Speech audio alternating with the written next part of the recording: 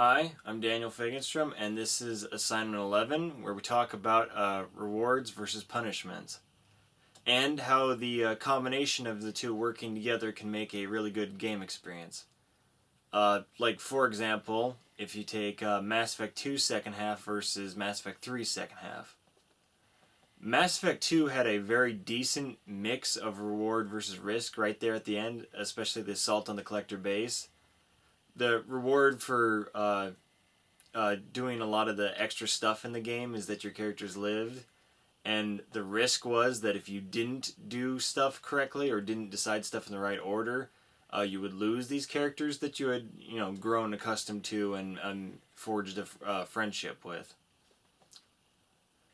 Mass Effect 3, on the other hand, was not so much like that. Instead of any of that, it all kind of boiled down to just a big chart with numbers, and your reward for stuff is your numbers went up, and there was no real risk because everything ended up in the end everything ended up pretty much the same. There was no real satisfying, like, oh, this I could have really messed up here. There was no real risk. The only risk is, oh, my numbers weren't high enough. So, that being said, we were told to take the rewards and risks and apply them to the fictitious game that we're making.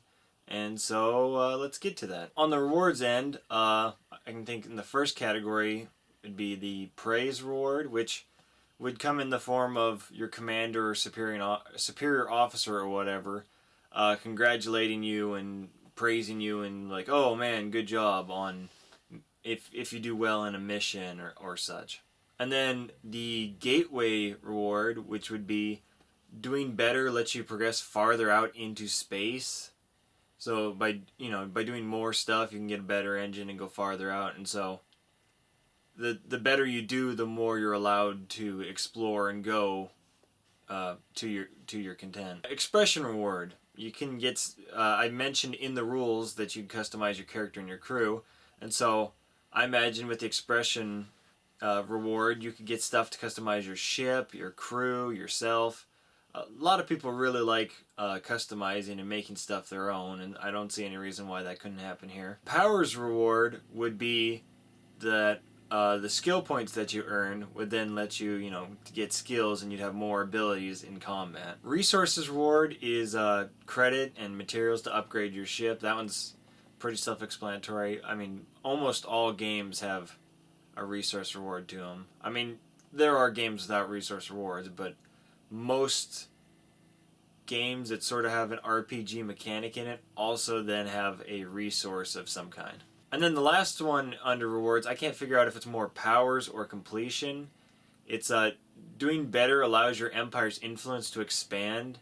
And what I'm talking about is kind of that satisfaction you get if you're playing a civilization game and you see your borders getting bigger and bigger and bigger and more of the map being covered in your land, essentially. And I think that's pretty rewarding. Then, on the other end of the spectrum, we have the whole punishment system. Punishments like shaming. If you do bad or you fail on a quest, the commander or whoever's affected would say discouraging things like, oh man, you did a real bad job. I sort of touched on that when we were doing the option tree, where you could get bad ends, and like the head of the mining colony would be mad at you and call you a dirty no good and then not let you back on the mining colony. And then terminated play, that's pretty self-explanatory. You die in combat, it's game over. I hadn't figured out if I would have thought of more of a system of go back to your last save, or if you could continue from checkpoints. I suppose either way could work. Part of me wants to lean more towards the go back to your last save, though. I'm not sure why. Setback punishment. In a previous video I mentioned that if you lose your ship you could still continue playing. And this is a perfect place to put a setback punishment. Which would be, your ship's destroyed, but you and the surviving crew that weren't there when the ship was destroyed, they'll keep their abilities, their levels, whatever resources and stuff they had on them. And then your new ship and your new crew will all start at the ground floor, and be level 1, and so you'll have to it'll be a setback because you'll be a high level, but you still have to train up all these new guys to get them back up to where you were before. And resource depletion, that's pretty simple, you know, lose credits, lose resources. Yeah. And then the second part of this was, how does the feedback from the punishments and rewards help to support the rules? And there's a couple of them. I mean, right off the bat, the praising or berating you about how you're doing in a quest, that's immediate feedback for whether if you did the quest good or bad or not. Terminated feedback is a immediate feedback for you know, doing poorly in combat.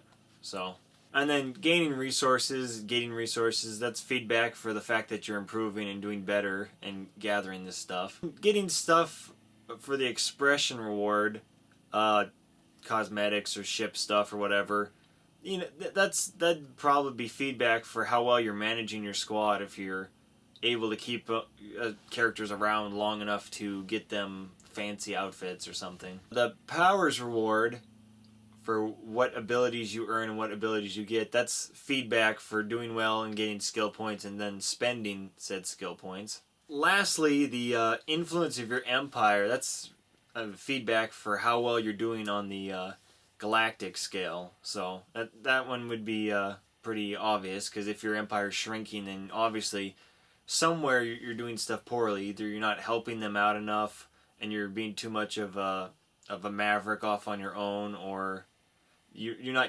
sending enough resources back, or there's feedback there to figure out what you're doing wrong. Okay, well, I guess that was it. Thanks.